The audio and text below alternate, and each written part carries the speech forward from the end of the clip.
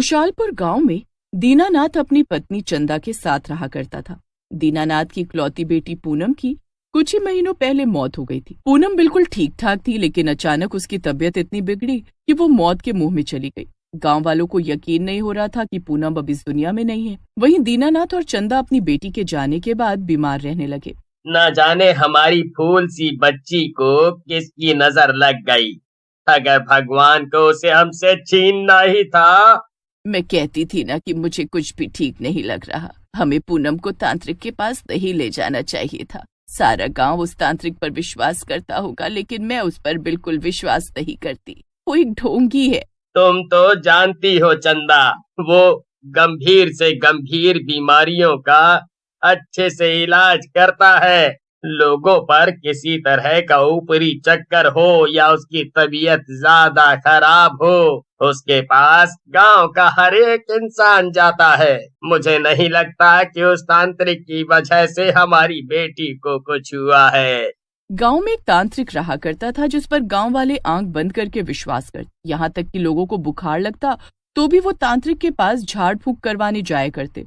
और जब दीनानाथ की बेटी पूनम की तबीयत खराब हुई तो उसे भी तांत्रिक के पास ले जाया गया था, लेकिन उसे बचाया नहीं जा सका। ऐसे ही समय बीत रहा था। चंदा और दीनानाथ अब अपनी बेटी को खो देने के बाद सदमे में रहने लगे थे। एक रोज गांव का नंदू गांव में औरतों को पास के चिड़ियाघर के बारे में बताता है। अरे काकी, आपको कह रहा हूँ, उस चिड़ियाघर में एक से बढ़कर एक जानवर तो आपको देखने को मिलेंगे ही, लेकिन इन दिनों उस चिड़ियाघर में एक ऐसी चुड़ैल को रखा गया है जिसे आप नजदीक से देख सकती हैं। लाल लाल आंखें, उजड़े हुए बाल, सफेद साड़ी, लंबे लंबे दांत। उसे देखकर आपको अपनी आंखों पर विश्वास नहीं होगा। ये तू क्या कह रहा है? किस चुड़ैल के बारे में बात कर रहा है तू? अरे गांव के अधिकतर लोगों के मुंह से मैं यही सुन रही हूँ। काकी, कब तक सुनती रहोगी? ये मौका दोबारा नहीं मिलेगा। कहीं तुम अपने मरने का इंतजार तो नहीं कर रही हैं? और क्या सोचो हो? अरे जीते जी देखो, वो मजा अलग है। मरने के बाद तुम खुद भी चुड़ैल बन जाओगी। अरे धत, कैसी बातें करता है। कल ही मैं अपने राजेश को कहूंगी मुझे भी चुड़ैल के दर्शन करवा दे जीते जी। आखिर मैं भी तो देखूं चुड़ैल होती कैसे है। मैंने तो अब तक फिल्मों में ही चुड़ैलों को देखा है, सामने से कभी नहीं देखा। तू सच तो कह रहा है ना? 100% सच कह रहा हूँ। शाम का समय है, झूठ नहीं कहूँगा। और आप उस चुड़ैल को एक बार देख कर आएंगी तो आपका मन भी करेगा कि जल्द ही मैं भी चुड़ैल बन जाऊं। कम से कम किसी का मनोरंजन तो हो। जाता है या चप्पल खाकर जाएगा? कितनी बार कहा है तेरी माँ नहीं हूँ जो कुछ भी सुन लूंगी। नंदू दामिनी से ये कहते हुए वहाँ से चला जाता है। अब अगले ही दिन दामिनी उस चिड़ियाघर में जाती है जहाँ गांव के लोग चुड़ैल देखने जा रहे थे।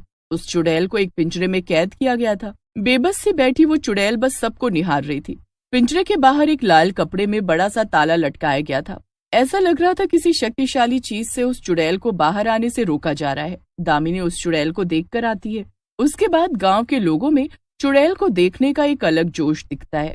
चंदा, सुना है चिड़ियाघर में एक चुड़ैल को पिंजरे में कैद करके रखा गया है। तो तुम मुझे ये सारी बातें क्यों बता रहे हो? तुम्हें पता है ना मेरी जीने की इच्छा भी खत्म हो चुकी है और तुम मुझे मनोरंजन की बातें बता रहे हो। अरे मैं तो अभी के अभी अपने प्राण त्याग दूं, बस ऊपर वाला मुझे बुला ले। दीनानाथ खुद को समझाते हुए अपनी पत्नी को इस हालात से निकालना चाह रहा था और वो एक रोज अपनी पत्नी को बहला फुसलाकर चिड़ियाघर लेकर जाता है। लेकिन जब चंदा उस चुड़ैल के पिंजरे के पास जाती है तो उसे अपनापन महसूस होता है और वो चुड़ैल जो कि चंदा को देखते ही रोना शुरू कर देती है, उसकी आंखों से आंसू टपक रहे थे। अजी सुनिए, ये देखिए, ये रो क्यों रही है?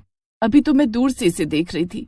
हर आने जाने वाले को ये देख तो रही थी लेकिन रो नहीं रही थी। मुझे देखते इसे क्या हो गया? तुम दूर रहकर उसे देखो, हम यहाँ घूमने आए हैं। ये क्यों रो रही है? कौन है? हमें इसके बारे में कुछ नहीं जानना। चंदा को उस चुड़ैल को देखकर अपनापन सा महसूस होने लगता है।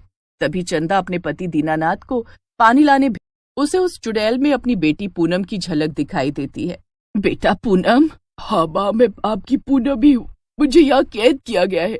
ये बाहर जो लाल कपड़े में आप ताले के साथ चीजें टंगी हुई देख रही है ना, उसने ही मुझे इस पिंजरे से बाहर निकलने से रोक रखा है। मुझे मारा गया है माँ, मैं बीमारी से नहीं मरी हूँ। तू मेरी बेटी पूनम है? किसने किया ये सब तेरे साथ? चंदा इतना कहती ही है तभी दीनानाथ पानी लेकर आ जाता है और वो अपनी पत्नी को चुड़ैल के करीब देखकर उसे हाथ पकड़कर वहां से बिना कुछ सुने और समझे खींचकर घर ले आता है और उस पर खूब चीखता चिल्लाता भी है। तुम्हें मुझ पर ऐसे चिल्लाना नहीं चाहिए था। तुम मुझे वहां लेकर गए थे तो मुझे घूमने क्यों नहीं दिया? और उस चुड़ैल से मैं कुछ पूछ रही थी। दीनानाथ को लगता है कि अपनी बेटी के जाने के सदमे से चंदा के दिमाग पर असर होने लगा है। वो उसे जल्द से जल्द अच्छे डॉक्टर को दिखाने के बारे में सोचने लगता है, लेकिन चंदा उस चुड़ैल के बारे में सोचने लगती है जिसमें उसे अपनी बेटी नजर आई थी और उस चुड़ैल ने भी उसे अपनी पहचान बताई। मुझे वहां जाना चाहिए और कल सुबह होते ही मैं इनसे बिना कुछ बताए ही निकल जाऊंगी, क्योंकि मुझे अपनी बेटी को बचाना है। मेरी बेटी को एक चिड़ियाघर में पिंजरे में कैद करके रखा गया है। अब तक तो मैं समझती रही उसे स्वर्ग मिल गया होगा, उसकी आत्मा को मुक्ति मिल गई होगी, लेकिन ये सब क्या है मुझे कुछ समझ नहीं आ रहा। दीनानाथ अब अगली सुबह जब उठता है तो वो अपनी पत्नी चंदा को अपने पास न देखकर परेशान हो जाता है। वो इधर उधर सब जगह देखता है लेकिन उसे कहीं भी चंदा नहीं मिलती। वहीं चंदा दूसरी तरफ गांव से सीधे उस चिड़ियाघर पहुंची थी जहां वो उस चुड़ैल से मिलती है और काफी देर तक बातचीत करती है।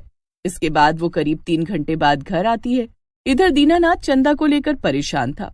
बस मैं थोड़ा घूमने निकली थी और अकेले रहना चाहती थी तो खेतों में अकेले बैठी थी और कुछ भी नहीं। अभी मुझे आराम की जरूरत है, मैं थक गई हूँ। इतना कहकर चंदा खाट पर बैठ जाती है। वहीं दूसरी तरफ दीनानाथ चंदा को पानी लाकर देता है। चंदा बहुत परेशान लग रही थी। दीनानाथ उससे कुछ भी नहीं पूछता, लेकिन देर रात दीनानाथ देखता है कि चंदा उठकर घर का दरवाजा खोलकर घर के बाहर जा चुकी है।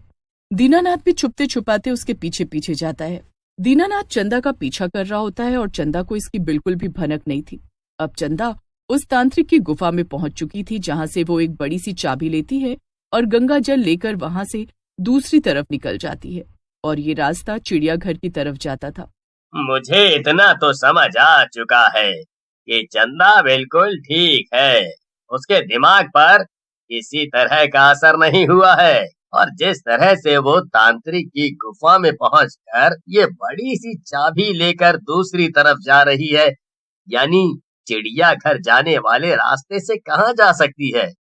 इतना कहकर दीनानाथ उल्टे पांव तांत्रिक के पास चला जाता है और तांत्रिक को सारी बातें बता देता है कि उसकी पत्नी उसकी गुफा से एक बड़ी सी चाबी चुरा कर गई है। दूसरी तरफ जब तांत्रिक और दीनानाथ चिड़ियाघर पहुंचते हैं तब तक चंदा चिड़ियाघर के बड़े पिंजरे से उस चुड़ैल को आजाद कर चुकी थी। तुझे क्या लगता है कि तूने मुझे इस चिड़ियाघर के पिंजरे में कैद कर दिया तो मैं यहाँ से निकल नहीं पाऊंगी? देख, ये खड़ी मेरी माँ जिसने मुझे इस पिंजरे से आजाद किया है। मैं इस पिंजरे से आजाद हूँ और अब सबसे पहले मैं तुझे मारूंगी, उसके बाद मुझे मुक्ति मिलेगी।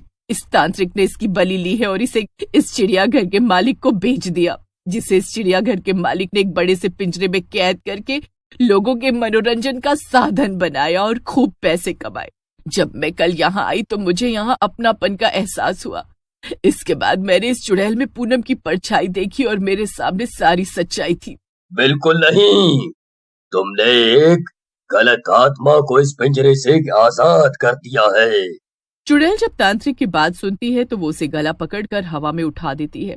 अब तांत्रिक हवा में था, उसके प्राण उस चुड़ैल के हाथों में थे, जिसके बाद वो सच सबके सामने कबूलता है।